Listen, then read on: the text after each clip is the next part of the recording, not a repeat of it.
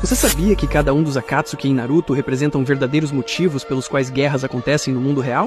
Vamos começar falando sobre o Deidara, ele que representa um dos maiores motivos das guerras, o terrorismo. Para ele, destruição é arte e o caos é liberdade. Agora Sasori simboliza as ditaduras, onde o controle total e a manipulação governam tudo. Kakuzu demonstra as guerras movidas por dinheiro, conflitos travados por riqueza e recursos. Hidan representa o extremismo religioso, matando outras pessoas enquanto acredita que isso é justificado pela fé. Itachi simboliza o patriotismo extremo, sacrificando a própria vida e felicidade pelo bem da sua nação. Kizami reflete o ódio contra governos corruptos, buscando uma causa que ele acredita realmente valer a pena morrer por ela. Zetsu encarna a lealdade cega, seguindo ordens sem questionar moralidade ou consequências. Conan e Pain buscam a paz, mas apenas através da violência, acreditando que o sofrimento acabaria com todas as guerras. E por fim, Madara e Obito. Eles sonham com um mundo perfeito, mas impõem essa visão a todos os outros, exatamente como os imperialistas do mundo real.